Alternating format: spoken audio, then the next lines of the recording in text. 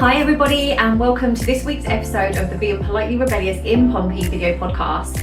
Today we are joined by the incredible Amanda Martin, MP, Member of Parliament for the Labour Party. Please enjoy this episode and please remember to be kind and subscribe. Anyone who says they want to be a teacher, I say absolutely it's the best job in the world. The daily, just the brilliance that you get every day from kids that of learning and of understanding and just of achieving, like those little steps that they get. And you know, if we want to get people into those jobs, if we want to provide good services, we have to make sure that we're paying them properly, because those people in the city that work in the hospital, that work in our schools, that are police officers, their money comes back into where we live. So it goes back into the community. But in order to do that, you need to have people that have real lives. But we do need real lives in councils, in government, because if you don't, how do you make decisions and pass laws that affect everyday people if you don't?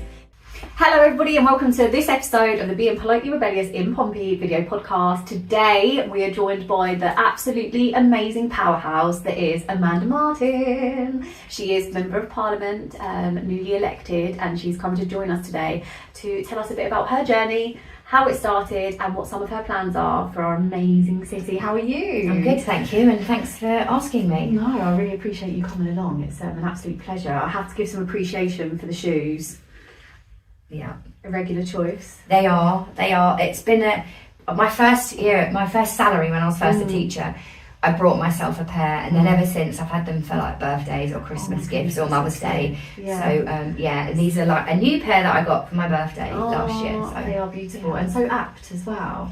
Yeah. Was it known at the time that you were going to be read through and through and starting on that political journey? No, not really. Oh, no. wow. I was a teacher. It was meant to be. So yeah, I know. And so tell us a bit about your early life. So you've been in Pompey since you were 10? I have, yeah. So my parents are from Portsmouth, in Paulsgrove. My mum was born Chedworth Crescent, my dad up in Mousehole Road, and they lived there. They were engaged, and then my dad was working for British Gas, so got given a house in Milton Keynes as a council house, because we had council houses in those days, and they were building a new city and they wanted tradespeople. So my dad and my mum moved to Milton Keynes, were there for 4 years only, had all three of us kids, and just missed the city. So we moved back, and been back here. And my dad changed his job from a plumber to a policeman, and didn't want to do that in Milton Keynes, wanted to come back to Portsmouth. From there, my granddad was ill, my mum's dad, sadly he died, but we came back before that, and my mum just said that she didn't want to be away from family anymore. And it's kind of addictive, this city. Yeah, it is, isn't it? So then I had my kids here. And my grandparents lived here. That whole time. And so when your dad made that transition into the police force, is that something that he then did until he retired? Yeah, he was 30 when he joined, so he's a real late starter. And he worked till 55. He didn't want to do a desk job after that. So then, you know, he couldn't afford to not work. So he then taught policemen and policewomen how to drive police cars for another 10 years. Oh wow. So yeah, he's really dedicated. Yeah. That's really cool. And where did your fascination with becoming a teacher begin?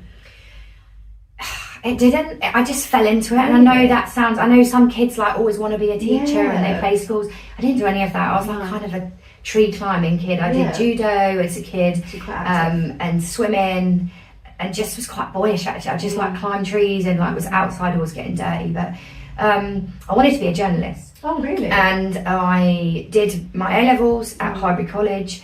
And while I was doing those, I was applying for jobs. I didn't think university was for me. No one in my family had ever gone. But my dad sort of said to me, come on, you should apply just in case. So I did the application and applied to do media studies degree. And then, I don't know, I just applied for so many jobs, and it was in the media industry in the 90s, and there wasn't a great deal of work out there. And somebody wrote back, not everyone writes back to people when they apply for jobs, but somebody wrote back and basically said, you know, there isn't much work in this, and even though I kind of think I'd sort of take risks. I'm a calculated risk person. And I was like, I can't go to university and not have a job at the end. It just didn't feel right to me. Yeah, you wanted and no one else had been to uni in my family, and I was kind of being the first person. So I took it upon myself to phone those unis that accepted me to say I want to change my course and be a teacher. And because you knew there was guaranteed work. Yeah, and then did my first teaching practice in Lee Park. Yeah. And just thought this is where I need to be. Like I just fell into it, but absolutely, it's the best job in the world. What did you go to? I went to Pebble Park. Did you? Oh, okay. It's such a nice school, isn't it? Yeah, it wasn't then. It was almost about to be closed down. Really? It was. We're at the point where Crookhorn was expanding at the time. Oakland's always had a good reputation, and Pembroke Park was really on the brink of closing from that point. So. That's interesting, isn't it? And yet now it's one of the ones that would be people's first choice, right? It wasn't like that. It wasn't like that. We didn't even have a prom. Yeah. Our prom was biscuits and a cup of tea in the library. So did you live in like the Pembroke Ridley area? Yeah. I lived in Crookhorn. Oh, okay. Cool. So lived in there. My dad worked in Caution Police Station, and then my grandparents lived in Portsmouth. When I went to uni, I spent my last 2 years living with my nan and granddad because it's just so expensive to live in Winchester. Did you go? Oh, so you'd commute? Yeah, I lived the first 2 years because I was a resident, so it's slightly cheaper. And then my last teaching practice was in Portsmouth in Northern Junior School, which is on the border of Portsgrove and Portsmouth. And I moved into my nan and granddad's house supposedly for 5 months. 18 months later I left, and I'm one of 27 grandchildren from my grandparents, and they're not here anymore, and that was just a time that you'll never get back. And they're the reason I'm involved in the trade union movement and in the Labour Party. That's incredible, isn't it? Yeah. Oh God, they'd be so proud. My granddad used to sit and cut out letters, in the days when you didn't electronically produce displays to have letters. So he'd be doing that and with my nan, and it was in, I sound really old, but it was when there was just 4 TV channels. So there was either Question Time or Snooker that we'd watch late at night. So I'm marking in the front room and they're cutting out letters and shapes ready to go on the displays the next day. And we just kind of got talking around politics and the Labour Party and trade union. My granddad was a train driver, so it was just, that's what got me started in this. How interesting. So then before you went into, obviously, the Amanda Martin MP that we know you as today, you were a teacher for 24 years? That's a long time, isn't it? Yeah. You must have seen a lot of change during that time. Yeah, huge good amounts. and bad, I'm assuming. Yeah, when I came in... it was primary education? Yeah, primary. So NQT... was when the NQT years came in, and the national curriculum. I remember getting 10 folders from different curriculums about expanding the national curriculum, and some really good points around that about making sure that we've got a real diversity within the curriculum, so that art was important, drama was important, as well as sciences and maths and my subject, which is design and technology.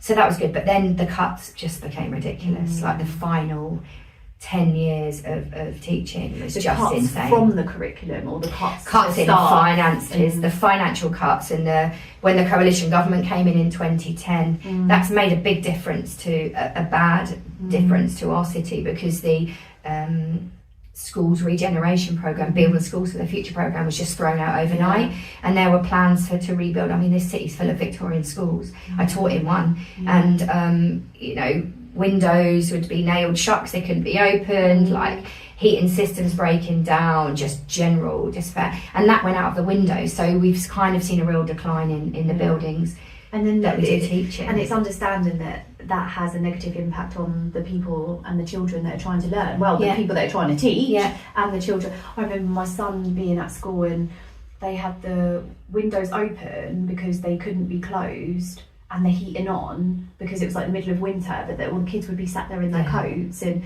this was in Drayton, so an area where you maybe wouldn't expect it as much, but just the kind of disarray was right across the board, right? It is right across the board. It was, and also that, I mean, anyone who says they want to be a teacher, I say absolutely, it's the best job in the world. The daily, just the brilliance that you get every day from kids that of learning and of understanding and just of achieving, like those little steps that they get, is brilliant. But it is, it is difficult, and families find it difficult, and I've always provided like underwear, socks, breakfast, for kids, but there used to be just 3 or 4 kids, and now there's very much more in the classroom, and most of those, their parents are in work. You know, it's well, that's the saddest thing I think that we've seen happen over the last, you know, sort of 14 years of the Conservatives being in. Is it 14 years? Yeah. God, that's too long, isn't it? Yeah. Can you tell I'm a Labour? Sorry, I know we shouldn't talk about those things apparently, but I'm Labour. And yeah, I mean, the changes that we've seen, and the fact that you have people, sometimes 2-parent households where they're both working full time. Especially when they're working within the public services in some way, shape or form as well, and they're going and using food banks, and their children are going to school hungry, and it's not because they're bad parents, it's because trying to keep everything together is just it's just and I think we all of us rely on the public sector. We all rely on it for our everyday working, whether that's because we're in school, or whether that's because we're using our GPs, whether that's because we've called out the fire service or the ambulance service or the police. You know, we're using it all of the time, and you know, workers within that, and it's been criticised by some with regards to pay rises for teachers, for nurses. My son's in the Navy; they got a pay rise actually. Train drivers, those kind of things. But they're real people, and when it's sort of referred to as trade union barons, they're not getting the pay rises. They get paid by their membership fees. Actually, those pay rises went to real people, and my own son took a pay cut to join the Royal Navy from his job he was already doing. And you know, if we want to get people into those jobs, if we want to provide good services, we have to make sure that we're paying them properly, because those people in this city that work in the hospital, that work in our schools, that are police officers, their money comes back into where we live. So it goes back into the community. And if, you know, if we can push that into smaller businesses, and we can help them to be able to lower their prices, to be able to compete with the larger chains, actually more money, 56p instead of 40p, goes back, of every pound goes back into our own community. So it just makes sense, doesn't it? And the thing is that, you know, it's not like people are asking for drastic pay rises so as they can go and swan off on holiday in the Bahamas. We're talking about enough for them to be able to make ends meet. It's not, you know, a super drastic thing. And so how did you find obviously being a working mum, because you've got 3 sons, haven't you? So teaching, I mean, there are times where I'm sure that came in handy with the summer holidays and things like that, although there is this disillusion that teachers don't work in the holidays when actually you do, right? You get mum guilt, parent guilt, you get that completely. And because when I was a teacher, I also worked for, volunteered for the trade union movement, so I was doing casework and attending conferences, and you know, I became the president of the National Education Union, which was when we combined 2 trade. I mean, people say, why is there more than one? It's a question that we always ask ourselves, why is there more than one trade union when you could combine those? So I had been used to being away, and I think I've always been an advocate of quality, not quantity time. If you're not there all of the time, making sure that the time you do spend is important. I mean, I used to write, and I say this to anyone who's working women, and we've got one woman in Parliament who's just having her first baby, and she's just been elected, and other people with little kids. And I used to take just a stash of postcards with stamps on ready, that if I got somewhere, I just write my kids just to how is it, like little bars of chocolate that I just put in. So I'd just be ready to do that. Amazon is even better nowadays, because you can do that. But it was something that wasn't expensive, like you knew it was going to get there, you stuck it in the door and it would land on the mat, and if my mum had them, or if they were in sort of childcare, then they knew that you were there thinking about them. And I think it's really important about doing that. I think little kids, you know, as a working mum, in a way they're easier, because you spend that time with them, but they go to bed early, and you then have your evening to finish your work, to do like to you know, whether I was supporting other teachers, various cases and concerns through casework, or whether it was doing marking and doing planning or preparing displays and things. I was able to do that in the evening. And I think the older that your kids get, the more headspace they need of you, because they're making really important decisions to them, which may seem really little. And I've always had this like thing of you know, a kid's world is this big, so when one little thing goes wrong, you need to help them fix it, or help them know how to fix it. The bigger the world gets, the kind of those little problems don't seem as little, but they're making big decisions. What do I want to do when I leave school? Like, you know, relationship decisions and job decisions and those sorts of things. So that's been the hardest thing of being an MP, I have to say, is I miss my kids. Like, 'cause Yeah. I might get upset, but I bless miss you. them because I'm away from home from Monday to Thursday voting. You go to Parliament and voting starts at 10 o'clock at night on a Monday. Yeah. So you can't come home, like there's no way. You're at 10 o'clock and if you've got one vote, maybe you're out by 10:30, but if there's more than one vote, it's much later. And on a Tuesday and a Wednesday night, that's 7 o'clock, 8 o'clock. And I don't have little kids that I can take and put in the creche. Yeah. So their lives are here. Yeah. And so that's the hardest part, is I really miss my kids. Even though you were working full time as a teacher, and you were doing lots of other things on top of that, the pressure of obviously that step towards being an MP is huge. Absolutely huge. How old are your children now? So 22. So they're not kids, but they're still my kids. Of course. 22, he's in the Navy. 20-year-old, he's currently away. Like, the hardest thing I did was give him a kiss goodbye in the airport in August, because he's doing a politics and American Studies degree. Oh, wow. And the third year is in the States. And it comes to something when studying in the States is cheaper for that year than it is to study here, for him to loan. It's all his loans. It's not me. I'm not paying for it. It's his loans. But he's in the States at the moment studying. That was tough, saying goodbye at the airport. That was really hard. I can imagine. And then my youngest is 17, and so he's in his second year at college. Really sort of not sure what he's doing. Well, finding they're all his at way. very delicate ages, aren't they? Because at the end of the day, they're young men, and we know as a society that men of a certain age do struggle. It's the biggest killer. Suicide is the biggest killer of young men, and it's making sure, and finding ways to be present.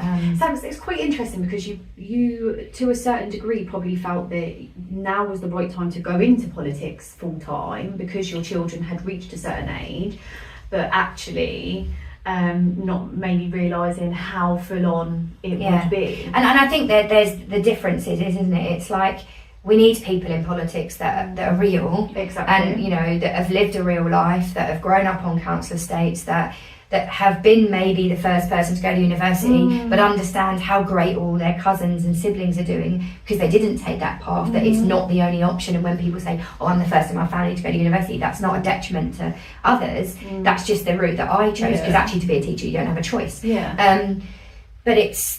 But in order to do that, you need to have people that have real lives. But we do need real lives in councils, in government, because if you don't, how do you make decisions and pass laws that affect everyday people if you don't? I mean, but it's an interesting one, isn't it? Because I spoke about this recently, and about the whole term levelling up. And people like you and me, so like yourself, I grew up on a council estate, first person in my family to go to university.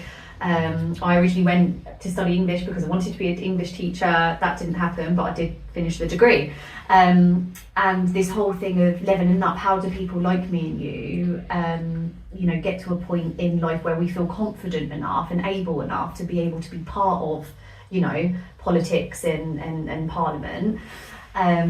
And I think that there are so many campaigns and projects that were going under the Labour government that were done away with during the Conservatives.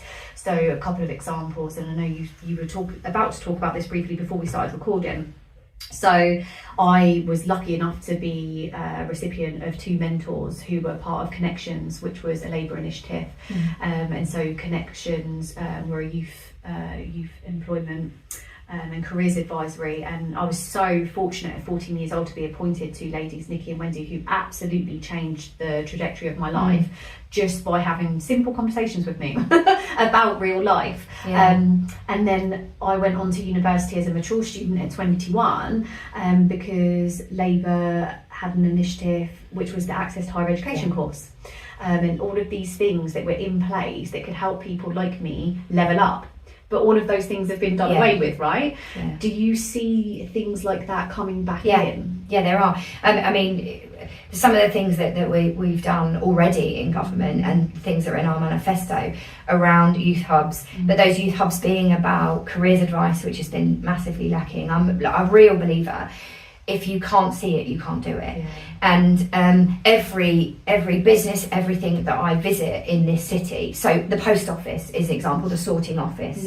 I'm not going to go into the fact it's in the middle of nowhere and it's really hard to get to, but which is a real problem for people trying to pick up their stuff. Yeah. But actually, in there, it's not just posties, and they're doing a brilliant job, but it's also there's a whole electric vehicle fleet. So there's roles, there's jobs in that. There's marketing, there's events, there's just looking at strategic planning of how you make the postal service green, how you make the postal service survive. It's a brilliant thing in our country, but people can't see that. They don't think of jobs in that area unless they be able to see it. Our international ferry port, which is municipal, so it's owned by the council, thanks to quite massively Sid Rapton, who was a predecessor of mine, who is an amazing inspiration to me. That brings money in, but the jobs that are in there, whether it's border force, whether it's like travel and tourism, you talked about that yourself, whether it's the green stuff that they're doing on making us a cleaner city and being carbon positive, so that the electricity they use, they generate more of as we go forward in the future.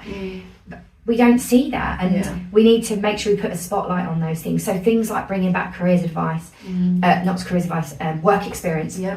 In schools and careers advice in youth hubs means that we are able to help kids see that, but not just kids. We've got some brilliant adult provision in the city, helping people change their careers. I mean, if we're honest, we're going to be working up till 70 now. We're living longer, we're healthier.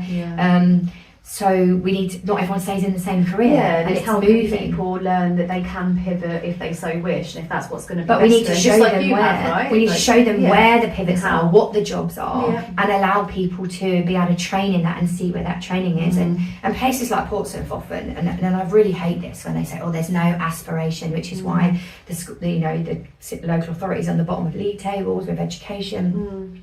It's not about aspiration. I think every parent wants the best for their kids and better than they had as kids.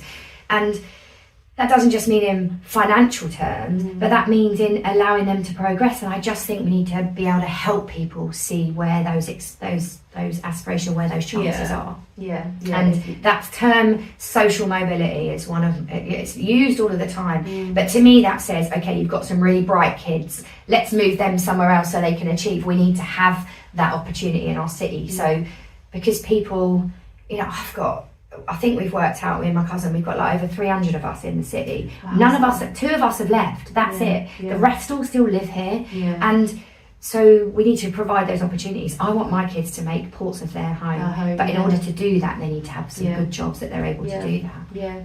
And also, the other stuff that comes with living a happy life, like the social, the places to go to shop, and it all comes together, doesn't it?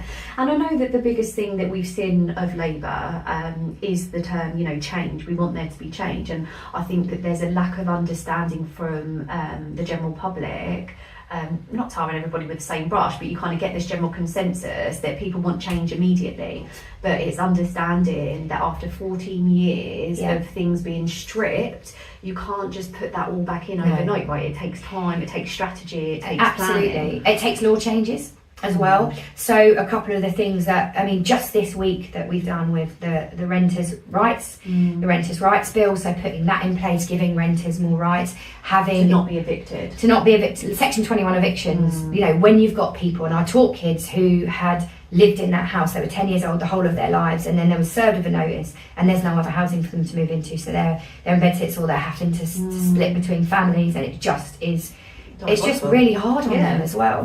But things like the Renters' Rights Bill, also a good landlord's database, so that you can see who's working there. And it's not an anti-landlord. We've worked with landlords, we've worked with estate agents around this is what we want, so that there's stability. And I think there's that stability in renters' rights. And things that seem really little around allowing to ask about your pet to stay. We've got a lot of people that live on their own, and having a pet is their companion. And just taking out so many accommodations that you can't move into because it's not been asked. And it comes with regulations to protect the landlord, so that they have to prove they've got an insurance, so that that's there. So it's not just, oh yes, we can do this. It's about that mixed thing, so that where people live, they feel it as their home, their sanctuary, their safe place to be.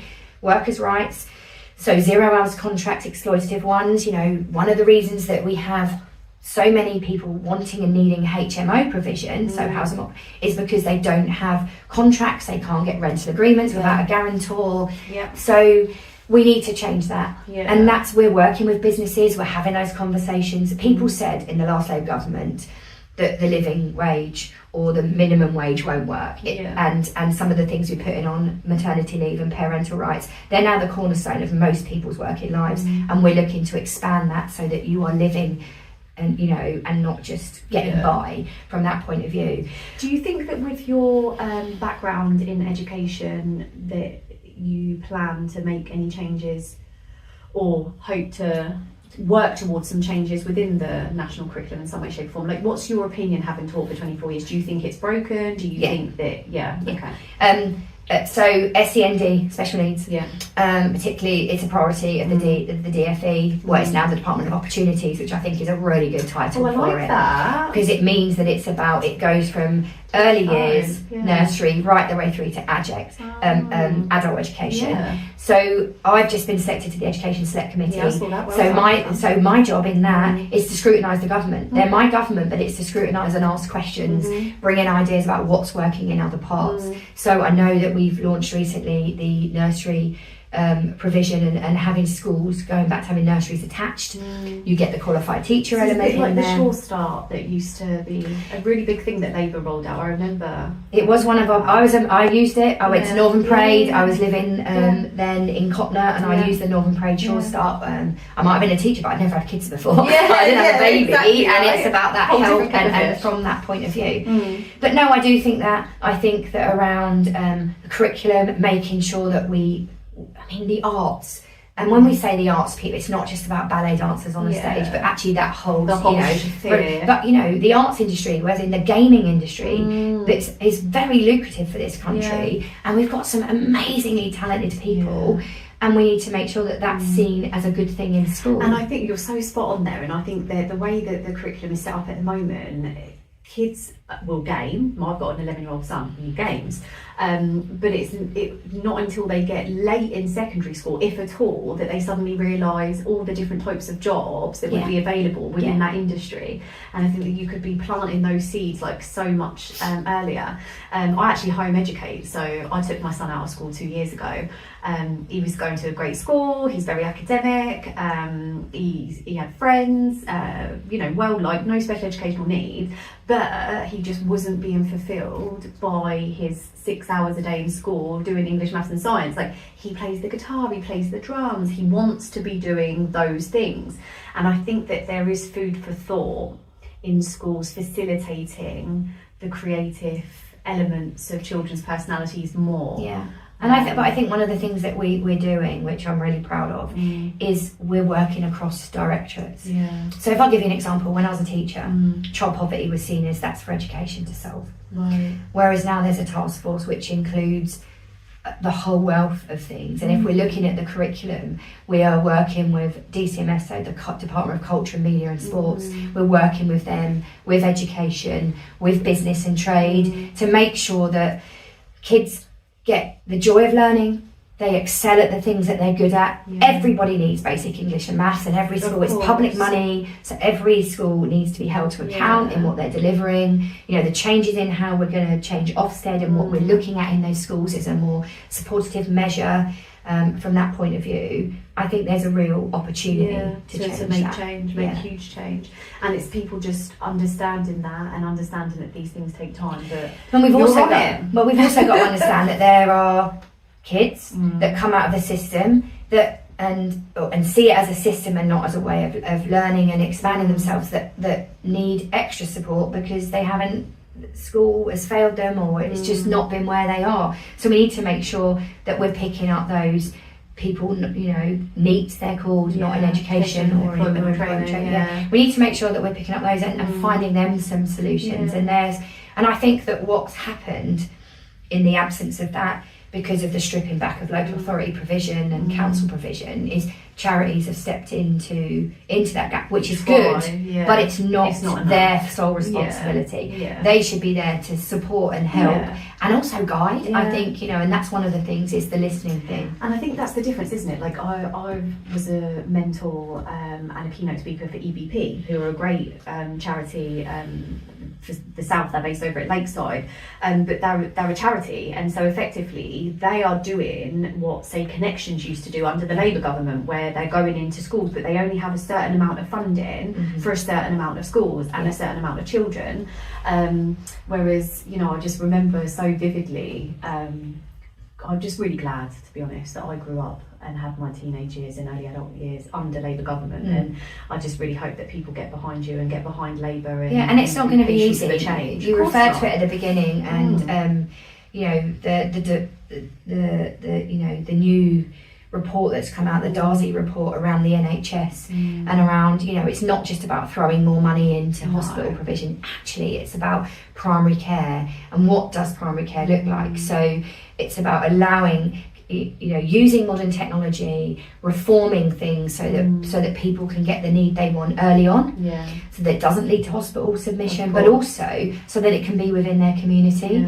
And one of the things around the youth hubs, I mean, in this city, youth provision at the moment, other than the charity sector, the only thing that we provide legally is probation for youth. So how is it right you do something wrong to get support? And this is the thing, isn't it, is that it's backwards, right? So it's like you can get X, Y and Z help and support, whether that's money, housing, or, you know, mentors or whatever, once you've done something wrong. But if we were implementing all of these things, like you say, in the early stages of people's lives, we won't end up with all of those needs and all of those. And it stretches further. It stretches to like veterans. So our city is full of veterans, and you know, I'm massively passionate. My son is in the Navy, like I've said. It is something that I know so many people who are in it, and it's about expanding that provision first. So, you know, the thing that we announced around housing, around, you know, guaranteeing veterans housing, around job recruitment fairs, around reskilling, about you know, Skills England, which is what we've set up with regards to helping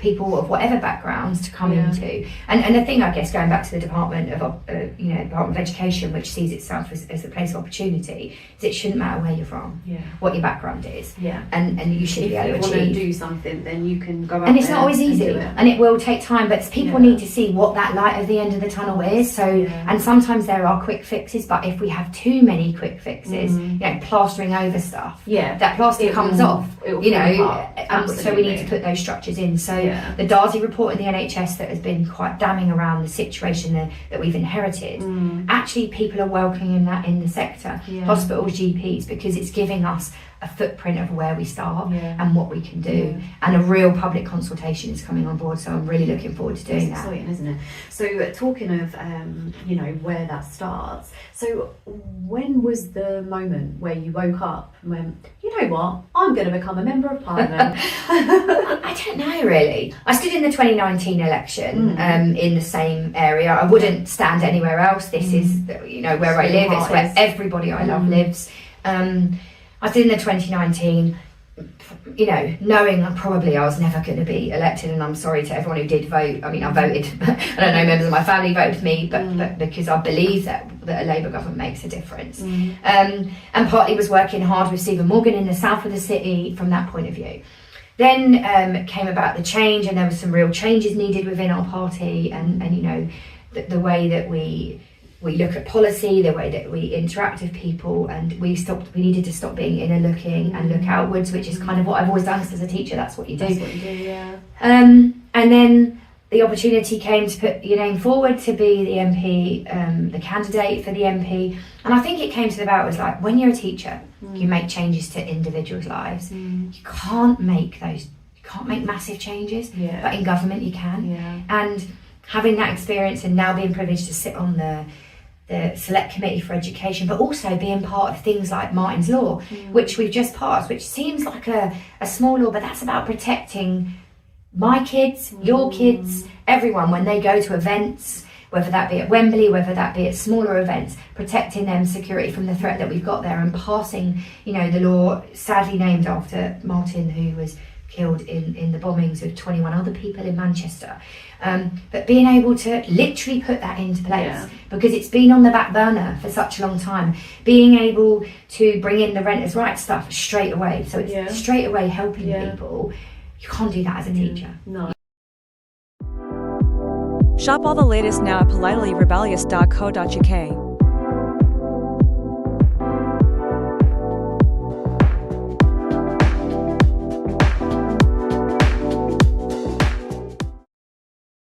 You can do that in government and being in government. I also feel privileged to be elected and not be in opposition. Absolutely. And I mean, oh, sorry, there's the beautiful shoes being ruined.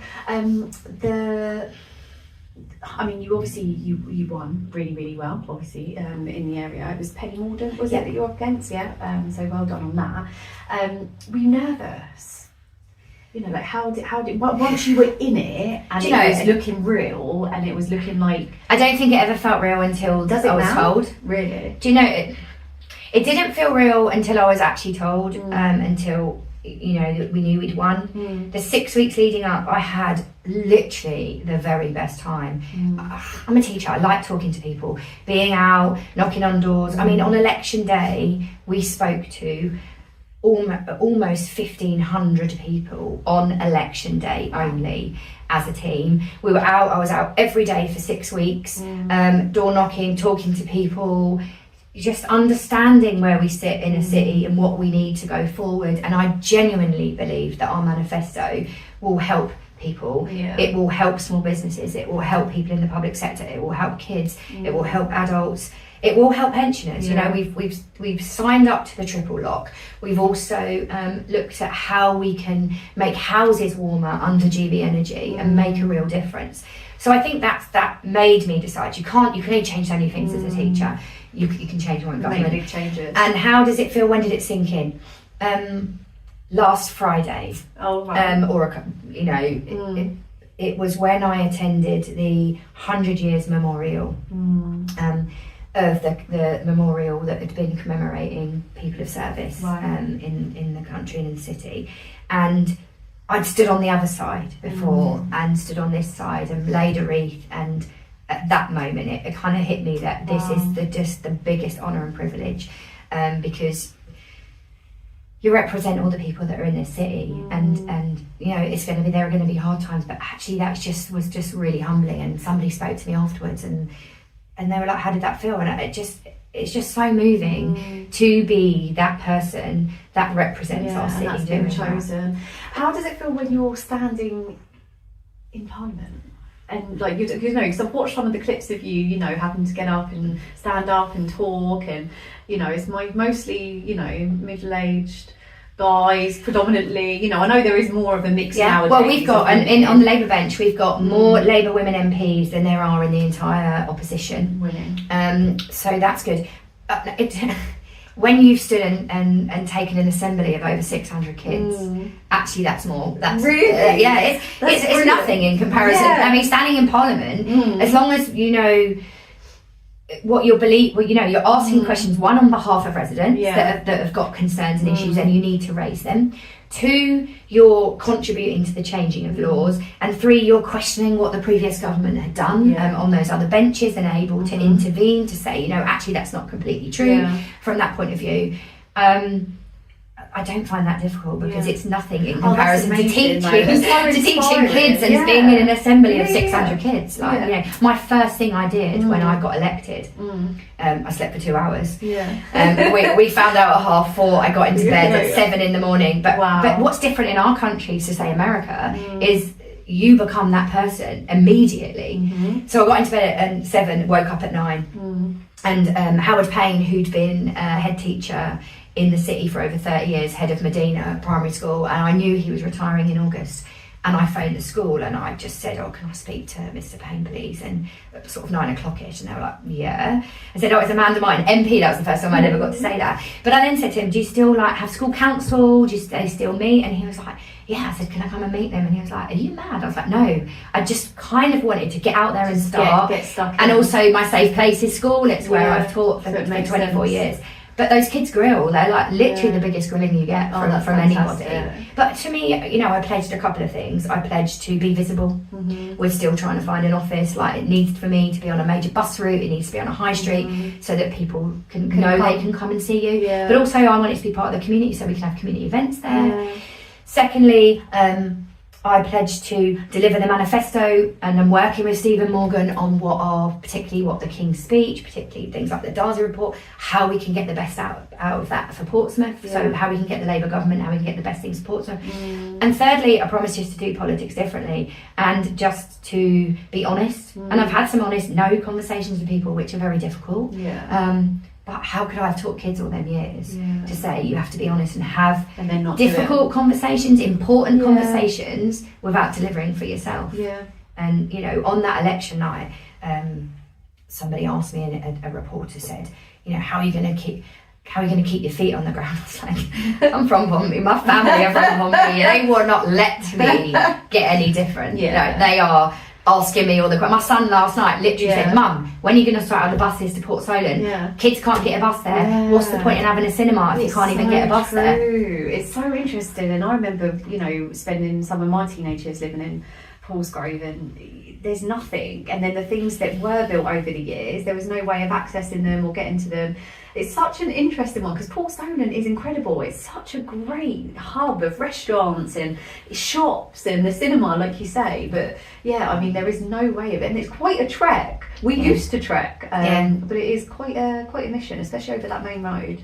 Yeah, but to me, it's about making sure. I mean, Portsgrove's got an amazing community, and there were amazing people there. Like, you know, my family still live there. Some of them, but so many of us that they've spread out across the rest of the city, but still live there. And there is a really good community there, and it's about how do we make that accessible and bring it together. And there are so many people doing so many things like to do that. The Portsgrove Carnival, for example, like, I'm really excited to go to that next year. Like, because that was new this year, wasn't it? I think they've had it for a number of years, but I guess the first time I saw it on socials this year, though. How do you feel about, or how do you tackle the negativity and the toxicity within government? I think that's difficult, and I think you know, as a woman, you get more than you do with men in this position. As an outsider, I do kind of get this vibe that there's almost this prehistoric thing that goes on of like, well, they've done this, and it almost to market themselves, they slag off the other, which to me just seems so dated. It's like me saying, well, come to my shop because the shop in North End that does similar stuff is shit, you know. Just the negativity. Yeah. I guess it's difficult, and you know, I've put myself in this position, so you know, it is public facing. Absolutely, you kind of know what's coming. You kind of know what's coming, but at the same time, it's. I think you're a human at the end of the day, and so things do hurt. They do upset you. I think they upset my family more than me. You know, my kids are on social media. My parents are on social media. I think it affects them more than me. I think that all I can do. You're a human. You can only do so much. A lot of your time is spent in Parliament, so you are doing that. I've probably come under criticism for not responding quickly enough to people. As you know, I'm not making an excuse, but you start on the 5th of July, and it's me. There's no team. You need to build a team. I've been a teacher. I've not owned a business before. I've not had to recruit people and employ people. So, and also, you have to make sure you've got the right people, because these people are helping the people that you love and care about that are in your city. But also, in order to do that, you have to go through parliamentary vetting, which is a 6, 7, 8, however many week process, in order to make sure those people are the right people, because it's GDPR. You've got really personal stories from people.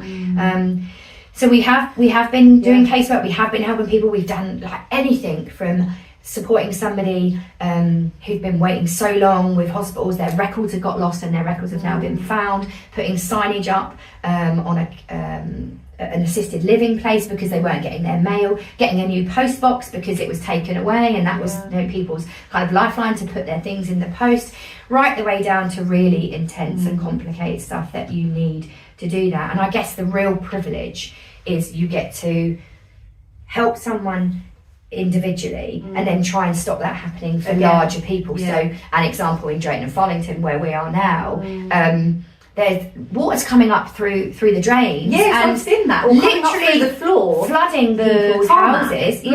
And so we've written to Southern Water. They're not willing to do anything because of sewage. So it's now in my business questions to ask, what's going on? How can we have those conversations around that? How do we stop that? Because when you get, and I had somebody come to a surgery and said they were on holiday and they were checking the weather app to know whether their neighbours had to go put the sandbags out. Wow. Yeah. This is insane. and insurance, it's insurance companies as well, like hiking that up. I mean, you know, you get to do things like that make a difference.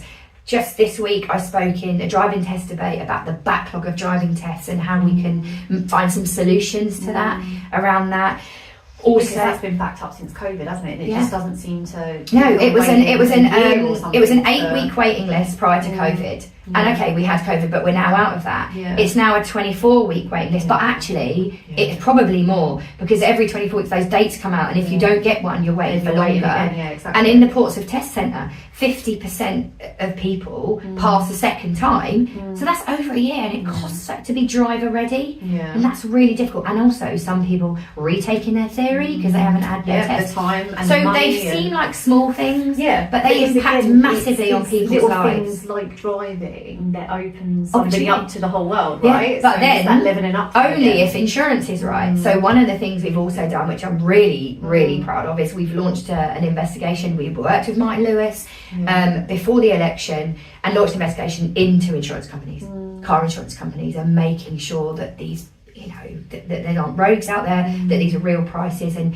yes, younger drivers and new drivers probably do need a higher levy because that, you know, proven research is more active, but doesn't need that high. Yeah, exactly. It's drastic, isn't it? And it's from that point of view. So you get to do those things, but you do get the negativity of, you know, it's not. And also, you know, I've pledged I'm not going to do casework on Facebook.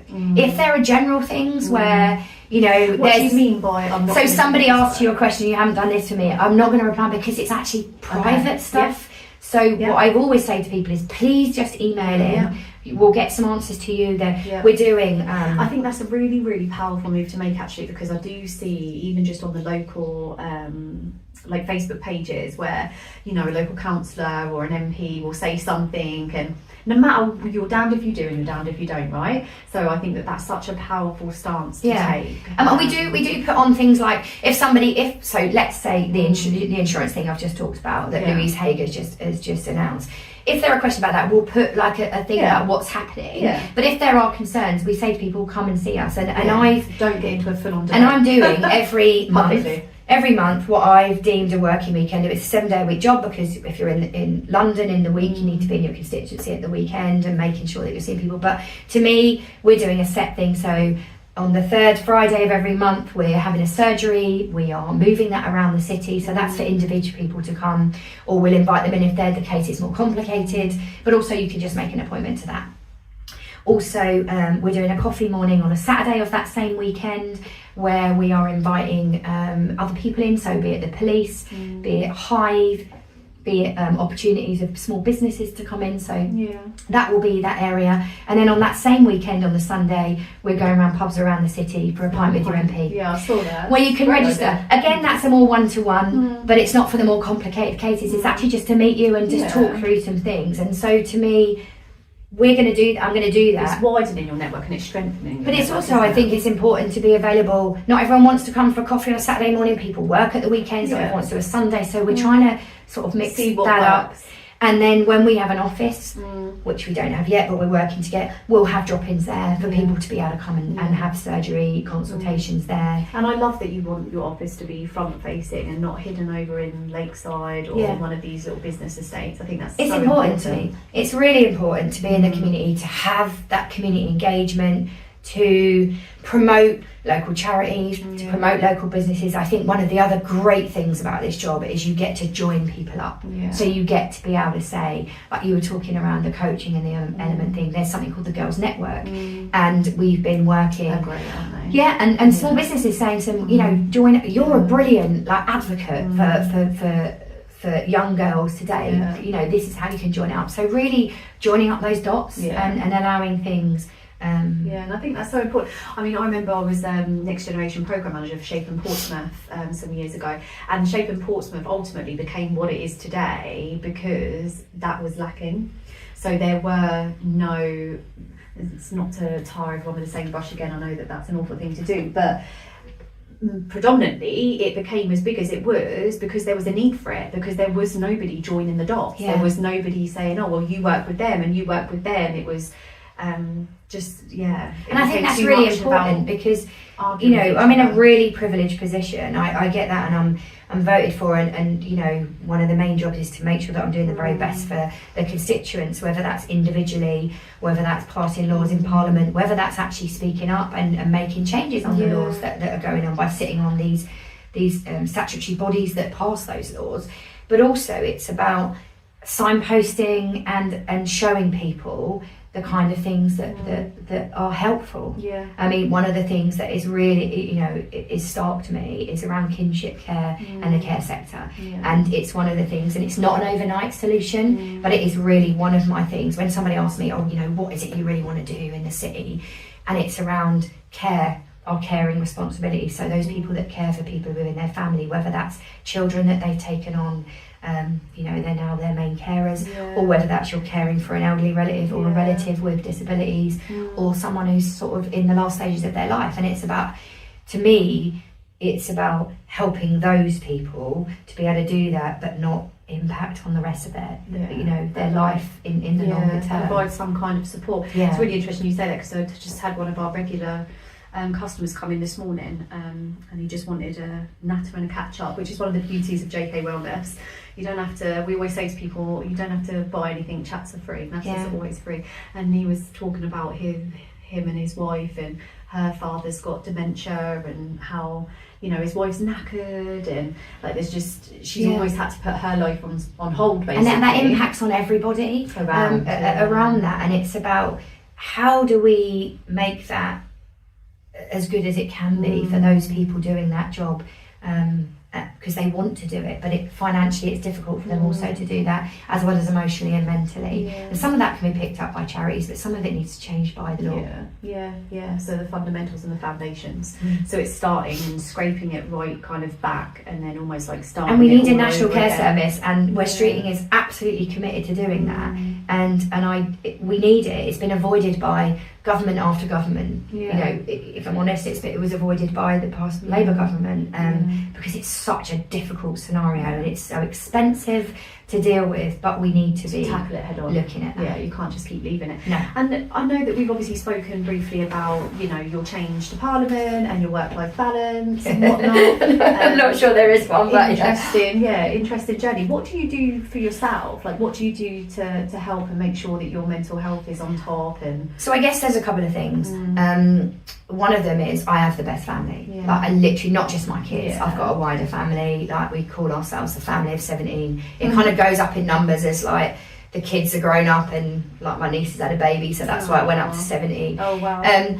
They're like my safe space. I think they're the people that I love the most and love me the most, and so spending time with them. I mean, we have a birthday. There's so many of us that every month there's something birthday going on, right? So we were in the Toby Carvery just last night, my niece's 20th birthday, and my mum moaned at me. She hadn't seen me for she says 4 weeks, but I was like, well, I've seen Dad. But that's because you two go to football, like I don't go there. So she had a moan at me about that. So that's one thing. I haven't got my bell necklace on, but I normally wear a Pompey bell necklace. I've got like a tribe of women teachers who've been in my trade union movement, who we just pick each other up. You just need somewhere to be yourself. Get each other. You just need somebody to be yourself.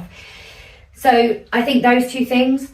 I think football helps. I'm massively passionate, and it was beautiful. So you go down to Fratton Park? I've been a season ticket holder there since the Fratton End was redeveloped. I went actually, and I probably shouldn't say this being a politician, but I went with, when the seats were first allocated, I went with my dad and my brother, who we'd gone to football with for the years. And me and my brother at the top of the Fratton End, like eyeing up where was the best view. And my dad didn't follow, he was down the bottom. And he said, I think I'm going to sit here. So he sits like an entire alphabet in front of us. And I was like, Dad, what's going on? He said, your language is too bad and you shout too much. I am not sitting with you. They are not football. My children. And so he just doesn't sit with us. He's for 30 years, he has sat in a different seat to us. You get so because we're like into it. And going there, because obviously I was elected in the Euros, and but obviously Pompey weren't at home. And so going there on my first game was genuinely lovely. We don't talk about politics at football, but the people around me that I've sat with for years were so nice. They occasionally ask me questions now, but they were just, it was so nice just to be yourself. I think from that almost point like of an view. escapism kind of Yeah. So those things. I'm involved in 5 different charities.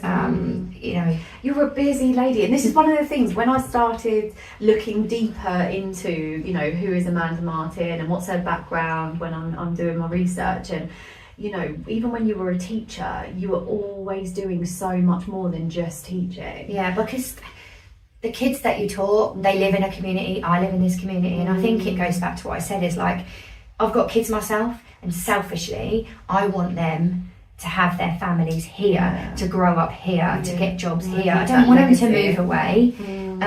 I'm selfish. I want to be, hopefully if I'm really lucky enough to be a nan one day, I want them to be here. And in order to do that, you've got to make changes. And if it's not good enough for my family, then it's not good enough for other people. And my son is in a relationship with this beautiful girl from Yorkshire, and that's a tough place to compete with. It's a beautiful part of the country, and I'm like, no, definitely. I want my grandchildren to be here.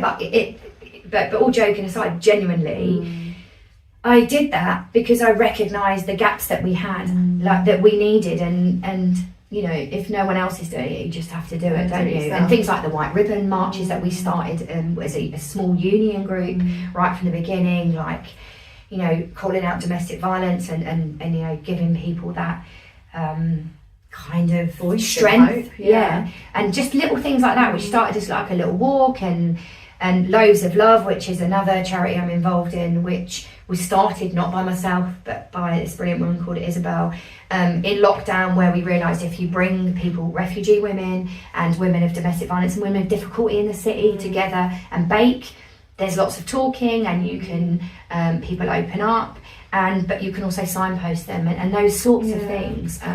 Where it's light-hearted, but there's a purpose. And so to me, I guess, and if you're going to teach in the community, you're going to live in it, you want to help to do the better things that are there. It's absolutely amazing. It's such an inspiration. But I do look back and think, how did I do that with little kids? And I know that because my little kids say, I used to say to them, do anyone want to come on like this union march for child poverty or whatever? And they say, does it involve carrying a placard? And does it involve walking 2 miles? Yeah. And Mum, I've got enough t-shirts, I don't need any more. So no is my answer. So I think for a while they were like that, but it's about involving that. It's incredible to just have that insight, and for me and, you know, the local community and beyond, if you're watching, that, you know, it wasn't like you just woke up one day and was like, I'm going to be an MP. No, not at all. You've been powering through and being a voice of change. Yeah, and I just think it got to the point now or never, like I'm 50, like, which is like, you know, I'm not, I've not done this all of my career. I'm 50 years old, and it's not giving back, so I think I've done that. I think as a teacher, I've given to my community, but it's actually being able to make those changes and being visible and being a part of this community and listening to people in the community, making sure those changes are the positive for people that live here. If you could choose like one thing that you really hope to change or to bring back in under the Labour government, what would you say that is? I think the youth provision. I went to a youth club when I was a kid, and I think youth provision that's meaningful, not just a tick box. Here it is from that point of view. And I think linked to that, it's really hard because it's that or it's the care sector, which is what I talked about. So those 2 elements. But I think if we're going to, even if you have like no heart, right, literally no heart, no ethics, economically, it makes sense to have youth hubs here. Absolutely. To help people get on the right track. And like know that there's a change. It's not just about having a youth hub where kids can go and kick around football. It's about, you know, having actual advice, guidance, all of that kind of stuff. The fundamentals, really. So I think that particularly is one of the things I'd like to see change. And then how do we use those youth provision hubs in the day? Is there a chance to use those in the Sure Start elements that we used before? So those, I think, more community hubs, and we've got some really good ones in the city, but like you say, many of them are dependent on grants and funding and charities. So that sort of is one of the key things for me. Very, very exciting, Amanda. It is exciting. It's busy, but it's hugely exciting. And I genuinely believe that I wouldn't have stood under a change banner if I didn't believe that there was a real change, and whether that's... Well, I mean, if you've got somebody like yourself, you know, and more... And I want people to be honest with me and say, actually, this change isn't good for me, or why are we doing this? Ask the questions, because if you just see what's in the media or you just see what's in social media, and I use my social media as a broadcast, really, just to say this is what's happening. But if there are things, come along to the coffee morning, come along to Pint for MP, contact me or one of my team. It's also really important not just to voice what people think is and isn't right for I'm a solution person. As a teacher, you look at what can we do to make it my different. saying in my house is every problem has a solution. Like that is my mantra of how so I live if we're my not life. doing it right, what are the ways we can do it? It's not just, you know, people saying do this, do that. It's people need to be saying what can I do to help, you know, because it takes a village, right? And and actually in saying that, like I was over at Castleview at the Macmillan Coffee morning, and this just sums up our city. You've got women there that are carers for members of their family, but they're also the women that made the cakes, are there buying the cakes, that are contributing to the community. And we had a really good conversation, and I've asked them to email me in or to come to the surgery so we can have more detailed conversation around how we can change things in a positive way. So they had a little gripe and I listened, but also I said, right, so you experience this, what do we need to do differently? Let's come together and and absolutely, and I think that's how change happens, right? It's like you just said, busy people are the people, and these women were the busy people. They're caring for their family, they're supporting the school, they're supporting a charity called Macmillan, but they're also supporting each other. Like from that very best thing. What would you say is the most politely rebellious thing you've ever done? Wow. I'm not really sure. It has to be law abiding. Law abiding, wow. I guess when I was a student, I was a Greenpeace member and went on demonstrations from those points of view. That's politely rebellious. I'm not really sure otherwise. I think even just pivoting your career the way you have is just politely rebellious. Count shouting at football players even though you know that they aren't out there. I mean, Vince Hilaire once told me that when I was having a real go, he's like, you do know we don't go out to do a bad job every day. I was like, I know, but if they just tracked back a little bit, or if they just looked up and were able to pass that goal, it's a frustration. I think the more embedded in politics you become, the more politely rebellious the shouting and screaming and swearing at the football becomes. Right? You never know who's, you never know who's going to video you, do you? Yeah, in that point of view. But I hope that's my safe place. Yeah, and I'm able to do that. So I think, along the lines of doing those things. Right, so we're going to take it down a notch and ask you some quick fire questions, just for the fun of it. No right or wrong answers. So fish or chips? Chips. Oh, salt and curry sauce and salt and vinegar. Salt and vinegar, love it. Teaching or politics? Job wise, teaching is the best job in the world. I love that. Absolutely love that. What's your favourite movie? It's quite a hard one, isn't it? It's the Christmas one with Cameron Diaz and thingy in. Oh, is it the one where they switch? Yeah. Oh, what's it called? It's not Last Christmas, but The Holiday. That's it. The Holiday. Yeah. Absolutely, The Holiday. I watch it, and when I'm putting my Christmas tree up, you're like, it's time. It is my glass of Bailey's, putting up the Christmas tree. Actually, last year I got my kids to do it, but and I was like, I got them to help me. They're like, Tina, I didn't let them when they were kids. No, I didn't let them when they were kids, but they can now do it. So The Holiday. Bailey's. And sauna or steam room? Neither. Really? No. What about swimming? No. I don't like. No. None of that. I don't like sharing my body fluid with people. I'd rather a massage or something. That would be much nicer. Yeah. No. Fair enough. And movie in or movie out? In. Yeah. In. Well, like you mentioned, when I was a teacher, with my kids, we used to have pajama day in one of the school holidays, and it was pajamas. Everyone gets a choice of movies, so 3 of us plus mine, that's 4 movies in a day. Wow. And then there would be around 4 o'clock, because we feel we'd been in our pajamas, bath and new pajamas to watch the last 2 movies of the day. So absolutely in. What's been your go-to movie as a family? with your 3 boys? So You've probably been dragged through all. no, it is Christmas again. It is literally Home Alone is the one that is the family kid movie, or God, they're going to kill me for not knowing what it's called. So all of the Star Wars, because they're massive Star Wars fans, but there's the one, it's got the great 1970s music in that they dance to. It's got the little tree in it. Oh, like Little tree. and they're all in a spaceship and they go somewhere else. They're going to kill me for not knowing what it's called. But yeah, that one.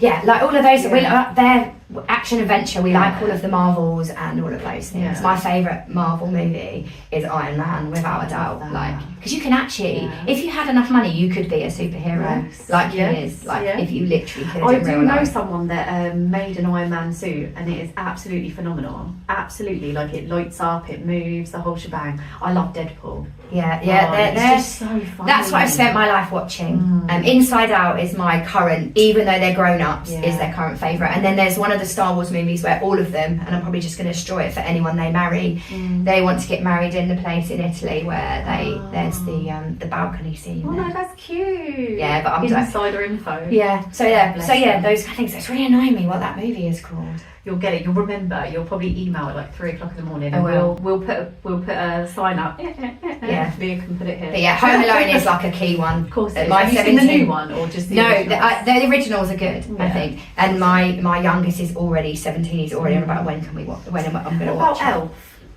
Yeah, that's all right. The musical's amazing. Is it? It's absolutely brilliant at the West End. Yeah, it's great. Like sometimes when they put a movie. Actually, I took my little kid a couple of Christmases ago. He was 15, so probably not at that age to see it.